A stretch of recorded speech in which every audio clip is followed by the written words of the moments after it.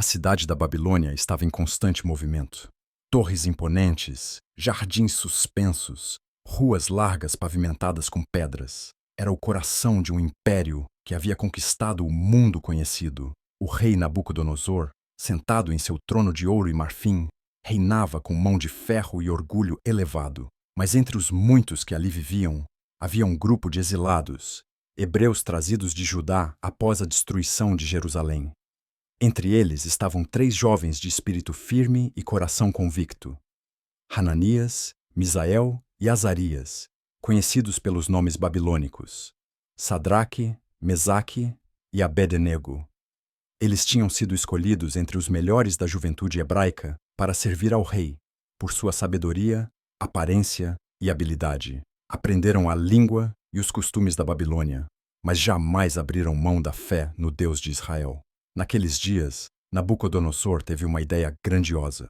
Ordenou que fosse construída uma estátua de ouro maciço, com 27 metros de altura e quase 3 metros de largura. Seria erguida na planície de Dura, um espaço vasto para que pudesse ser vista de longe, brilhando à luz do sol como se fosse divina. E ele decretou: quando tocarem a trombeta, a flauta, a harpa, o saltério e todo tipo de música, todos os povos, nações e línguas deverão se ajoelhar e adorar a imagem de ouro. Quem se recusar será lançado imediatamente numa fornalha acesa. O anúncio foi feito em todas as províncias. Os arautos do rei ecoavam a ordem pelas cidades. Era um teste de fidelidade ao império, um ato de unificação sob o poder do rei e de seus deuses. E muitos obedeceram, não por devoção, mas por medo. Chegou o dia da inauguração. A planície de Dura se encheu de gente. Líderes, governadores, magistrados, oficiais militares, todos se posicionaram diante da imensa estátua. Ao sinal da música, como um exército treinado, todos se prostraram. Milhares dobraram os joelhos, todos, menos 3. Lá estavam eles, Sadraque, Mesaque e Abed-nego, de pé. Não por orgulho, mas por fidelidade. Não se moveram, não hesitaram. O silêncio que os cercava se transformou em murmúrio, e o murmúrio virou denúncia. Alguns caldeus, observadores atentos e invejosos, correram até o rei. Ó rei, vive para sempre! Tu decretaste que todos deveriam se prostrar diante da estátua ao som da música, e que quem não o fizesse seria lançado na fornalha. Mas há judeus que tu colocaste em cargos altos, Sadraque, Mesaque e Abed-nego, que não prestam culto aos teus deuses, nem adoram a estátua de ouro que levantaste. Nabucodonosor, ao ouvir isso, ficou furioso. Seu orgulho havia sido desafiado. Mandou chamar imediatamente os 3 jovens. Eles foram levados à presença do rei. Soldados cerravam fileiras ao redor. Conselheiros observavam em silêncio. O rei, num tom tenso, falou: é verdade que vocês não prestaram culto aos meus deuses? Eu vou lhes dar mais uma chance. Quando ouvirem novamente o som da música, se ajoelhem diante da estátua. Mas se não se ajoelharem, serão lançados imediatamente na fornalha. E que Deus poderá livrá-los das minhas mãos? Os 3 jovens se entreolharam. O que disseram em seguida ecoaria pela eternidade. Ó Nabucodonosor, não precisamos nos defender diante de ti nesse assunto. Se formos lançados na fornalha, o nosso Deus, a quem servimos, pode nos livrar. Mas mesmo que ele não nos livre, não serviremos aos teus deuses, nem adoraremos a imagem de ouro que levantaste. Essa resposta caiu como um trovão no trono do rei. Sua face se transformou de fúria. Ele mandou que aquecessem a fornalha 7 vezes mais do que o normal. Soldados fortes foram convocados. Os jovens foram amarrados com suas roupas, túnicas e turbantes, e sob a ordem do rei, foram jogados na fornalha ardente. O calor era tão intenso que os próprios soldados que os lançaram morreram ao se aproximarem das chamas. Mas algo extraordinário aconteceu. O rei, ainda exaltado, voltou ao seu trono, satisfeito por ter exercido sua autoridade. Mas de repente, seus olhos se arregalaram. Ele se levantou bruscamente, apontando para a fornalha com espanto. Esperem! Não foram 3 homens que nós amarramos e lançamos ao fogo? Mas eu vejo 4 homens andando livres dentro da fornalha. sem feridas. E o quarto homem tem a aparência de um filho dos deuses. Silêncio. Conselheiros se entreolhavam. Guardas se aproximavam, confusos. O rei, atônito, se dirigiu à beira da fornalha, com o calor ainda emanando das chamas. Ele gritou com voz trêmula, misturada de reverência e assombro: Sadraque, Mesaque e Abednego, servos do Deus Altíssimo, saiam, venham aqui! E diante de todos, os três jovens saíram andando da fornalha, como se tivessem estado em um jardim e não num mar de fogo. Suas roupas estavam intactas. Nenhum fio de cabelo havia sido queimado, nem cheiro de fumaça havia neles. Os oficiais, governadores e conselheiros se ajuntaram ao redor, perplexos. Nunca haviam testemunhado nada semelhante. O rei, emocionado, declarou: Bendito seja o Deus de Sadraque, Mesaque e Abednego. Ele enviou o seu anjo e livrou os seus servos que confiaram nele. Eles desafiaram o decreto do rei e entregaram seus corpos à morte, antes de trair a fé no seu Deus. Por isso, decreto agora: qualquer pessoa que disser algo contra esse Deus será punida severamente, pois não há outro Deus que possa livrar como este. E o rei honrou ainda mais os três, concedendo-lhes posições mais altas no governo da província da Babilônia. Mas a história deles vai além do milagre. Ela fala ao coração de todos que um dia se sentiram pressionados a se curvar, a comprometer princípios para agradar homens. Ela fala à alma que já enfrentou o fogo da crítica, da perseguição, da exclusão. Fala de um Deus que não livra apenas do fogo, mas caminha conosco dentro dele. Naquela noite, depois de toda a comoção, os três jovens se reuniram em silêncio, olhavam para as estrelas que brilhavam no céu da Babilônia. Eles sabiam que tinham vivido algo que seria contado por gerações. Mas o que mais os emocionava não era o livramento, era a presença. O quarto homem na fornalha. Eles não estavam sozinhos. Nunca estiveram. E você? Já esteve no meio do fogo? Talvez não um literal, mas o fogo das provações, da ansiedade, do medo, o calor sufocante da injustiça, as chamas do abandono. Talvez você tenha sentido que não suportaria mais um dia, queimar por dentro enquanto tudo ao redor parecia ruir. Mas há algo que essa história nos ensina. Deus não nos livra sempre do fogo, mas Ele entra conosco nele. Os que permanecem firmes, mesmo quando todos ao redor se dobram, experimentarão a presença sobrenatural de Deus em níveis que outros jamais conhecerão. Não é na ausência do fogo que Ele se revela com mais poder, é no meio dele. O mundo pode tentar nos moldar. Imagens de ouro são erguidas todos os dias. Status, riqueza, ideologias, vaidades. Mas quando você escolhe ficar de pé, mesmo que isso custe caro, o céu se move a seu favor. A fidelidade de Sadraque, Mesaque e Abednego não nasceu no momento da crise. Ela foi construída nos detalhes diários, nas escolhas escondidas, no relacionamento constante com Deus, mesmo longe da terra natal, mesmo imersos em uma cultura pagã. Eles eram jovens, poderiam ter se adaptado, poderiam ter racionalizado a desobediência como uma questão de sobrevivência. Mas não, eles sabiam quem eram e, mais importante, a quem pertenciam. Essa história é uma convocação para os fiéis de todas as gerações, não para procurar o fogo, mas para permanecer firmes quando ele vier, não para desafiar o mundo por orgulho, mas para viver de forma coerente com a fé que professamos. E quando o fogo vier, porque ele virá, lembre-se, você não está sozinho. Há um quarto homem. Pode ser que você ainda não o veja.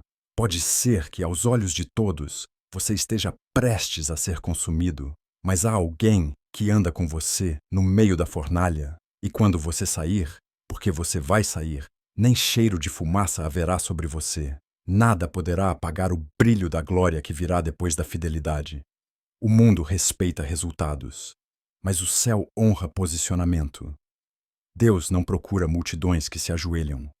Ele procura os poucos que continuam de pé, mesmo que isso custe tudo.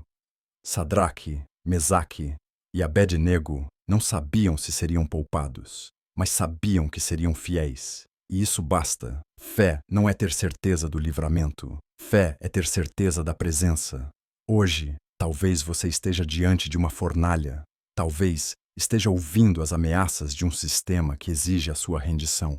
Talvez o calor já esteja aumentando e tudo em você queira recuar. Mas ouça bem, continue de pé. Você não precisa ver a saída, só precisa confiar naquele que entra com você no meio do fogo. A Bíblia nos mostra que a fornalha não foi o fim da história. Foi o cenário do milagre. A vergonha que o inimigo preparou para destruir, Deus usou para revelar sua glória. A humilhação virou palco de exaltação, e os que não se dobraram foram honrados diante de todos. Essa história termina com honra, com glória, com a convicção de que vale a pena permanecer fiel. Mas a pergunta que fica para todos nós é: o que faríamos se estivéssemos ali? Se a música tocasse e todos ao nosso redor se curvassem e só nós estivéssemos de pé? Se o fogo estivesse diante de nós e tudo o que o mundo pedisse fosse um pequeno gesto de rendição, o que faríamos? A resposta está no seu coração, mas lembre-se sempre: há um quarto homem na fornalha, e onde ele está, o fogo não consome. O fogo purifica, fortalece e testemunha ao mundo que há um Deus vivo que ainda responde com livramento. A história de Sadraque, Mesaque e Abednego continua viva, porque Deus continua o mesmo e os fornos continuam sendo acesos, mas os milagres também continuam acontecendo. Que você seja achado fiel, que sua fé não vacile, que sua vida seja uma chama que, mesmo cercada por fogo, não se apaga, brilha. Na vastidão da região da Galileia, os campos ondulavam sob a brisa suave que soprava do mar. O sol lançava seus primeiros raios sobre as colinas, dourando a relva com um brilho delicado. Era início de manhã, e o som das cigarras ecoava entre as árvores, enquanto pequenos grupos de pessoas já começavam a se movimentar. Muitos deixavam suas casas antes mesmo do café da manhã. O motivo? Um homem cuja fama se espalhava como fogo em palha seca. Jesus de Nazaré. Para alguns, era um mestre sábio, para outros, um profeta, para muitos, o Messias. As multidões o seguiam com esperança nos olhos e fé no coração. Tinham ouvido histórias de cegos que voltaram a ver, paralíticos que andaram, leprosos que foram purificados. E mais do que isso, histórias de palavras que aqueciam a alma, como nenhum outro rabino jamais havia feito. Naquele dia, Jesus e seus discípulos atravessaram o mar da Galileia de barco. Estavam cansados, tinham passado dias caminhando, ensinando, curando, e por isso procuravam um lugar afastado para descansar. A travessia foi tranquila, mas quando chegaram à outra margem, não estavam sozinhos. Uma multidão já os aguardava. Homens, mulheres, crianças, famílias inteiras haviam corrido pela margem, andando a pé para antecipar onde Jesus desembarcaria. O deserto que esperava repouso se encheu de vozes ansiosas e olhares famintos, não apenas de alimento, mas de algo mais profundo, sentido, direção, vida. Os discípulos olharam a cena com um misto de espanto e frustração, mas Jesus os olhou com compaixão. Ele via as dores escondidas nos semblantes, via a angústia de pais com filhos doentes, o desespero silencioso de viúvas, a inquietação dos pobres e esquecidos. Como ovelhas sem pastor, estavam ali, carentes de alguém que os conduzisse com amor. E então, mesmo cansado, Jesus subiu a uma elevação, sentou-se e começou a ensiná-los. As horas passaram como minutos. Suas palavras eram como mananciais. Falava das bem-aventuranças do reino de Deus, de perdão, justiça, fé. Cada frase era como um bálsamo para os corações partidos. E ninguém queria ir embora. Enquanto o sol percorria o céu e começava a descer rumo ao horizonte, os discípulos começaram a se inquietar. O povo estava ali desde cedo. Muitos tinham vindo de longe. Não havia comida, não havia mercados próximos. A noite se aproximava, e com ela, o frio e a fome. Filipe se aproximou de Jesus. "Mestre", disse ele, num tom preocupado, "é tarde. Este lugar é deserto. Despede as multidões para que possam ir às aldeias comprar algo para comer. Jesus olhou para Filipe com um olhar sereno. Onde compraremos pão para que estes comam? Filipe ficou sem resposta. Olhou para a multidão, calculando mentalmente. Nem 200 denários seriam suficientes para que cada um recebesse um pedaço. André, irmão de Pedro, que ouvia a conversa, interveio. Há aqui um rapaz que tem 5 pães de cevada e 2 peixinhos. Mas o que é isso para tanta gente? Jesus sorriu. O que para os homens era insuficiente, para Deus era suficiente. O pouco nas mãos dele se torna muito. Ele deu uma ordem: façam o povo assentar-se. Os discípulos se espalharam entre a multidão, organizando os grupos em fileiras sobre a grama verde. Era primavera e o chão estava forrado de pequenas flores do campo. Crianças se sentavam no colo de suas mães, idosos apoiavam-se em seus cajados e os homens se acomodavam entre as rochas. Cerca de 5.000 homens, sem contar mulheres e crianças, estavam ali. Um verdadeiro mar de gente, atento, faminto, crente. O jovem com os pães e peixes foi trazido até Jesus. Era um garoto de aparência simples, talvez de 12 ou 13 anos, com olhos curiosos e uma cesta de vime apertada contra o peito. Na cesta, 5 pães rústicos de cevada, pequenos, arredondados, e 2 peixes secos, provavelmente sardinhas, comuns entre os pescadores da região.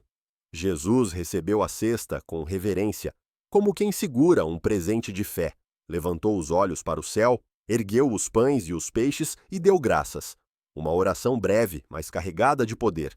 Então, começou a partir o pão, e a distribuir, e a partir mais uma vez, e a entregar aos discípulos, e eles ao povo. E mais pão surgia, e os peixes também se multiplicavam. Os cestos passavam de mão em mão, de grupo em grupo, crianças sorrindo, mulheres surpresas, homens maravilhados. Todos recebiam, todos comiam. Ninguém era deixado de lado. Não havia pressa, nem confusão, apenas abundância, ordem, milagre.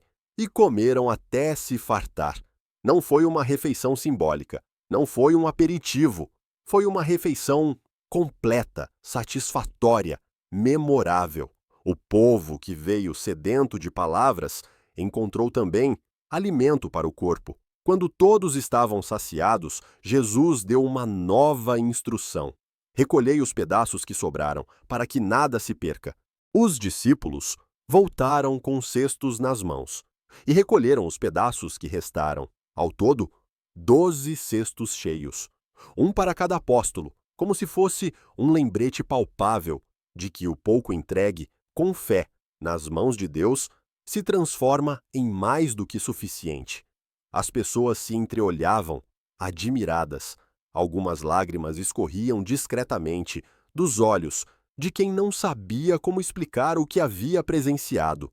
Outras se levantavam para abraçar seus familiares, como se quisessem compartilhar o momento com quem estava ao lado.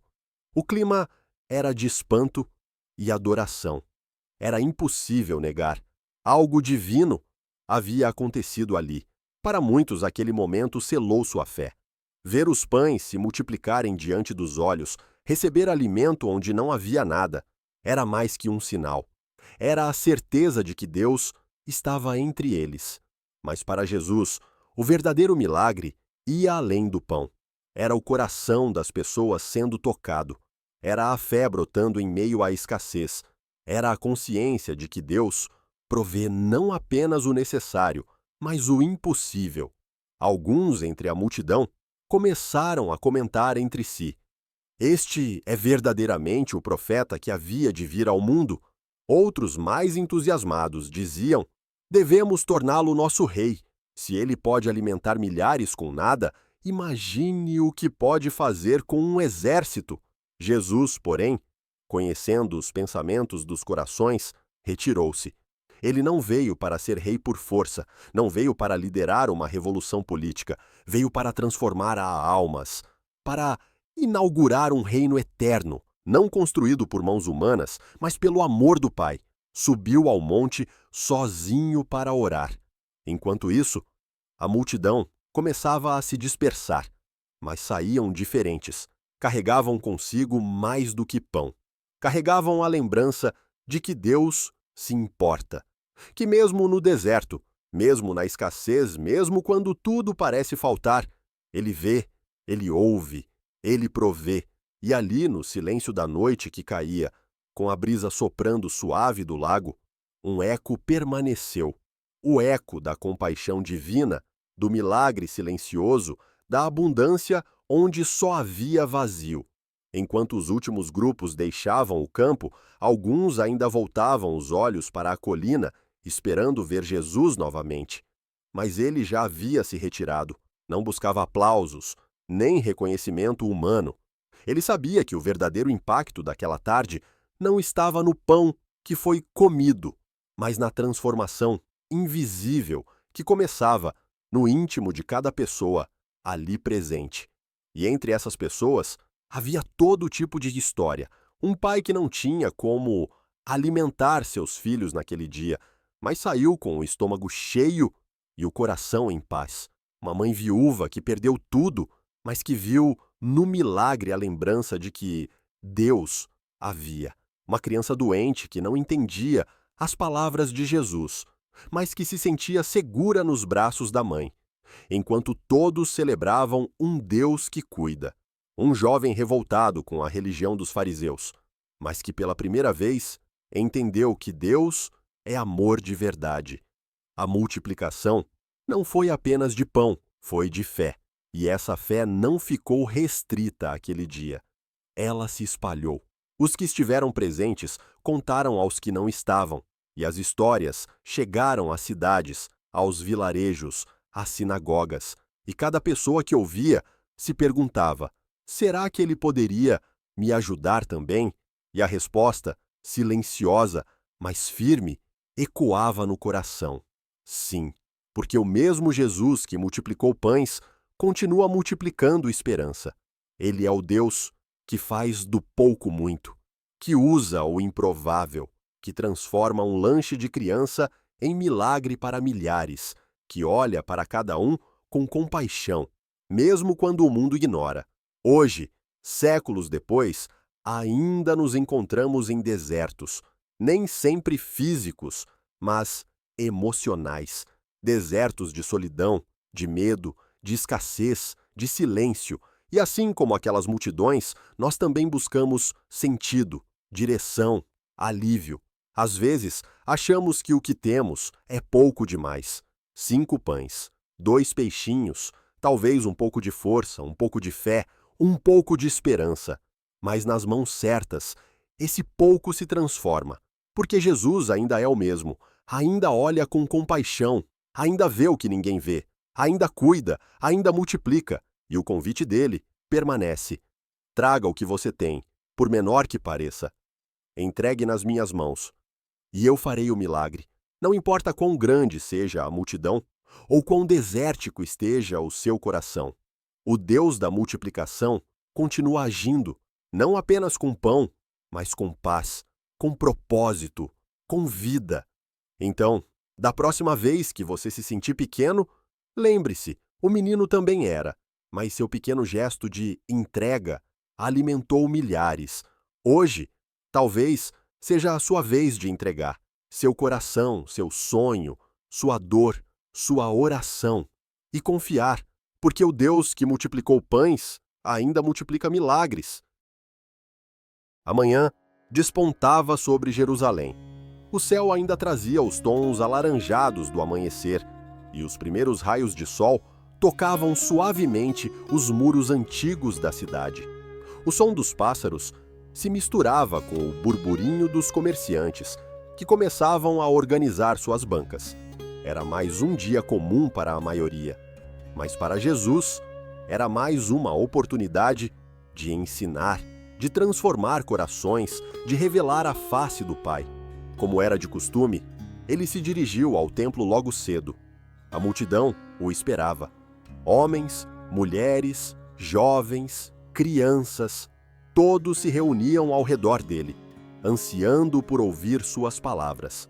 Havia uma paz na presença de Jesus que atraía até os mais cansados e aflitos. Ele se sentou no pátio do templo e a multidão se calou.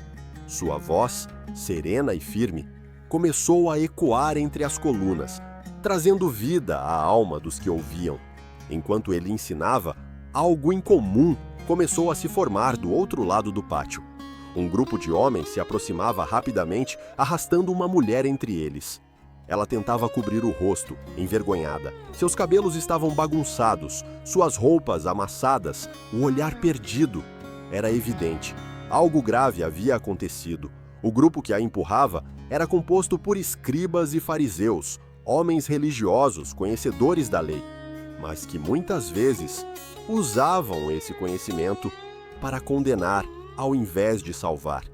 A multidão se abriu para dar passagem ao grupo. O som da voz de Jesus silenciou por um instante, enquanto todos observavam a cena. Os fariseus, com ar triunfante, pararam diante dele. Jogaram a mulher ao chão, como quem apresenta um troféu. "Mestre", disse um deles, com tom sarcástico, "esta mulher foi apanhada em flagrante adultério." Jesus olhou para a mulher. Ela tremia, não ousava levantar os olhos. Lágrimas escorriam pelo rosto, misturadas com o pó do chão do templo. Outro fariseu continuou: "E na lei de Moisés nos mandou que tais mulheres sejam apedrejadas. E tu, que dizes?" O pátio inteiro ficou em silêncio. O povo, curioso e tenso, observava a cena. A pergunta não era sincera, era uma armadilha. Eles não estavam interessados na justiça, mas em pegar Jesus em contradição. Se ele dissesse para não apedrejar, estaria indo contra a lei de Moisés. Se dissesse para apedrejar, estaria contrariando a compaixão e a graça que ele mesmo pregava. Era, aparentemente, uma situação sem saída, mas Jesus não respondeu de imediato. Ele se abaixou e começou a escrever no chão com o dedo. Ninguém sabia exatamente o que ele escrevia. Alguns estudiosos sugerem que ele escrevia os pecados daqueles homens, outros que escrevia palavras de misericórdia. A verdade é que, naquele gesto, Jesus mostrava algo mais profundo. Ele não agia com pressa, não era manipulado por armadilhas. Ele era a própria sabedoria encarnada. Os acusadores, impacientes, insistiam: "E então, mestre, o que devemos fazer com ela?" Jesus se levantou lentamente, olhou nos olhos deles e disse: "Aquele que dentre vós está sem pecado, seja o primeiro a atirar uma pedra nela." E voltou a se abaixar, escrevendo novamente no chão. Aquelas palavras caíram como um trovão no coração dos acusadores. Um a um, foram ficando em silêncio. O mais velho soltou a pedra que segurava e saiu. Depois outro e outro, até que todos se foram. Ficaram apenas Jesus e a mulher.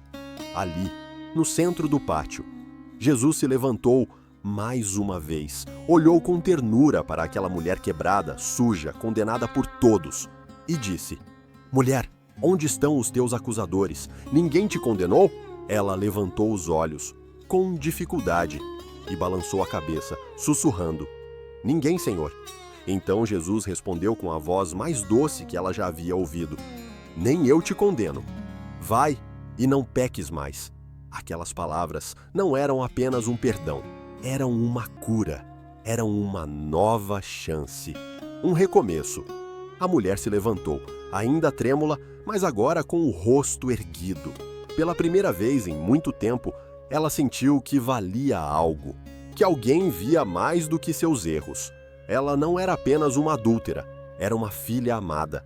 Jesus voltou a ensinar, como se nada tivesse interrompido sua aula. Mas para aquela mulher, tudo havia mudado. A mulher saiu do templo com passos lentos, como quem ainda não acreditava no que havia acabado de acontecer.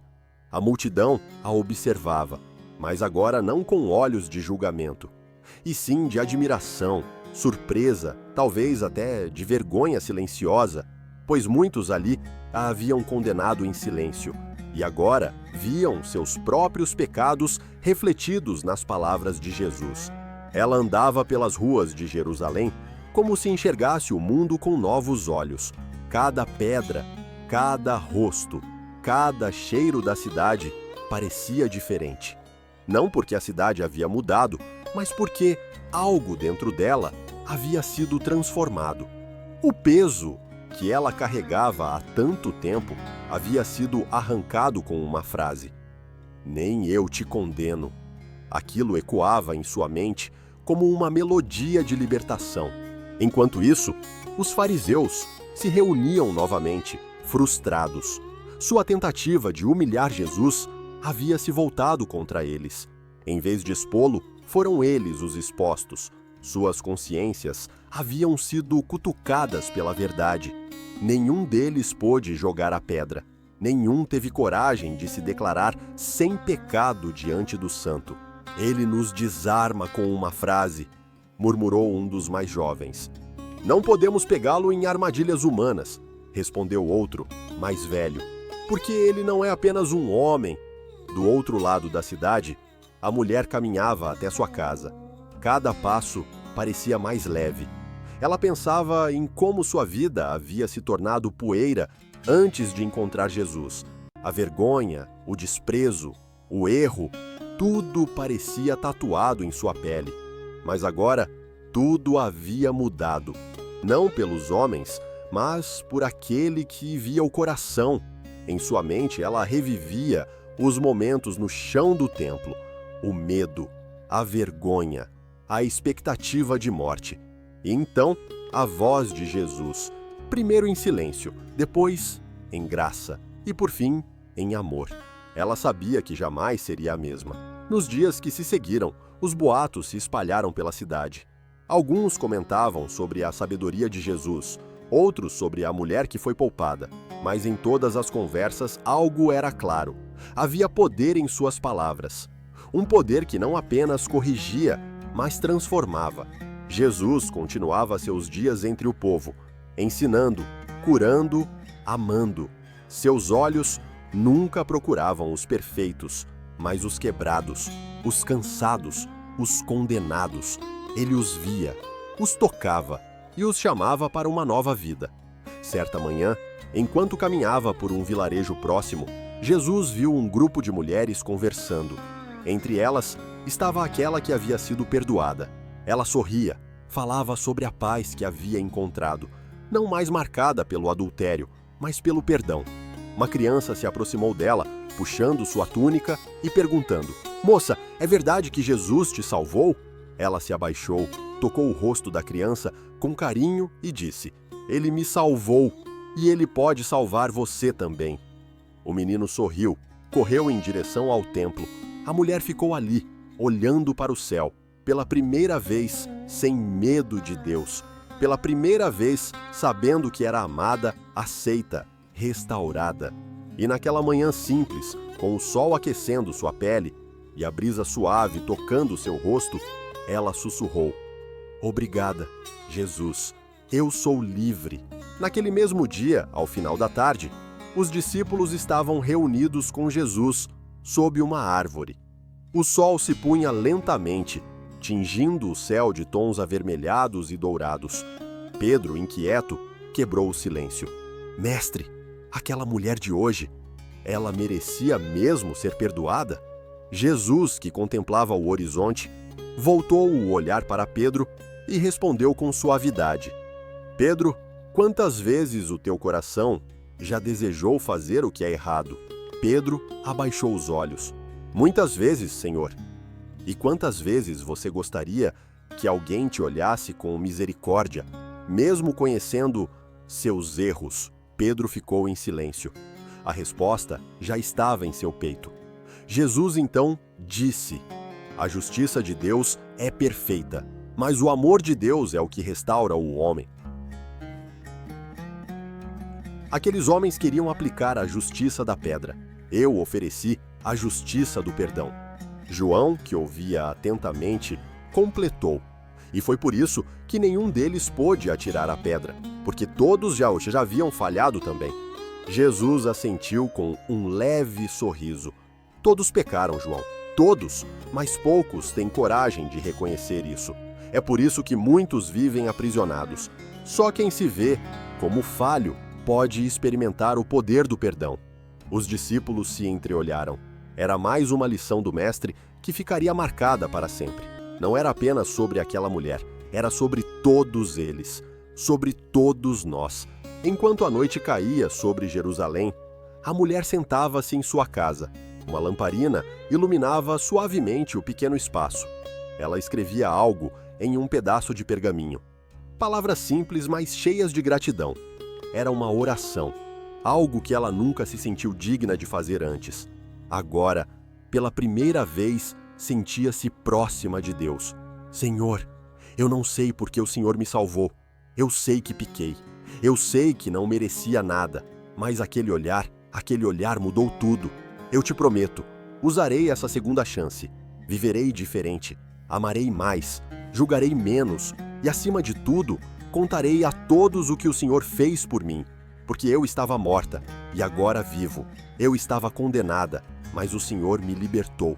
Ela dobrou o pergaminho com cuidado, como se guardasse um tesouro. Lágrimas escorriam silenciosas, mas dessa vez não eram de dor, eram de paz. Em outro ponto da cidade, um dos fariseus daquela manhã ainda carregava a pedra, que não teve coragem de lançar.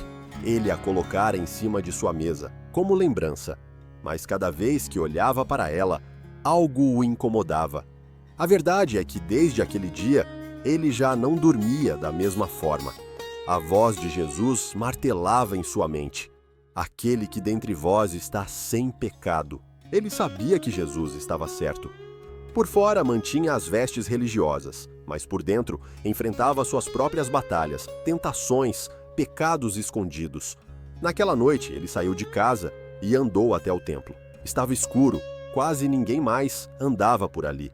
Chegando perto de onde tudo havia acontecido, ele se ajoelhou. Pela primeira vez em muito tempo, ele orou de coração sincero. Deus, eu também preciso ser perdoado. Na manhã seguinte, a cidade já estava desperta. Os sinos tocavam ao longe. Com o coração renovado, a mulher se levantou cedo. Ela já não era a mesma. Suas mãos, antes trêmulas pela culpa, agora cuidavam da casa com leveza. Seus olhos, antes temerosos do olhar alheio, agora se enchiam de coragem. Ela não precisava mais se esconder. Ao sair para buscar água, ouviu sussurros e olhares, mas ela não desviou mais o rosto. Sabia que muitos ainda a veriam com os olhos do passado, mas ela havia sido tocada por algo maior, e isso ninguém poderia apagar. Caminhando até o poço, encontrou uma senhora idosa que a encarou com surpresa. Você é a mulher que estava no templo, não é? Ela assentiu calmamente. A senhora se aproximou.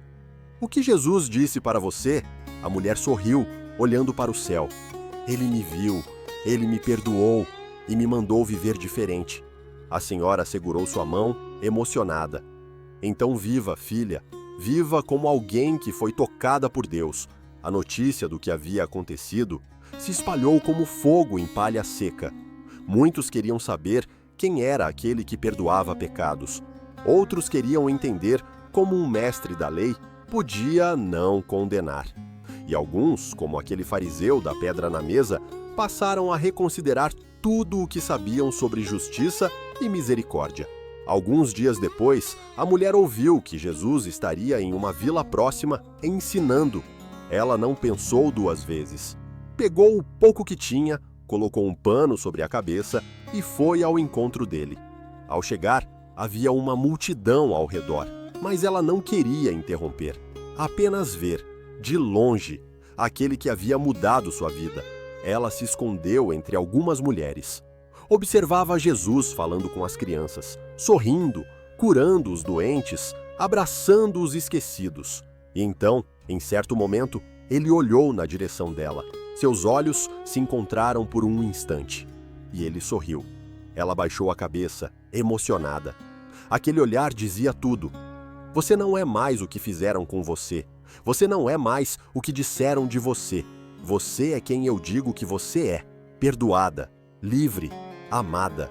Anos mais tarde, muito tempo após aquele encontro, aquela mulher, já idosa, contava sua história a outras jovens. Sempre dizia: quando o mundo quiser te apedrejar, lembre-se, Jesus ainda escreve no chão. E se ele não te condena, ninguém mais pode. Ela jamais esqueceu aquele dia no templo. Não porque escapou da morte, mas porque conheceu a vida. E enquanto tivera fôlego, usou sua voz para anunciar que o Deus que perdoou a adúltera é o mesmo que ainda hoje perdoa os que se achegam a ele com o coração quebrantado. Ela foi marcada por Jesus e por onde passou, deixou marcas dele também.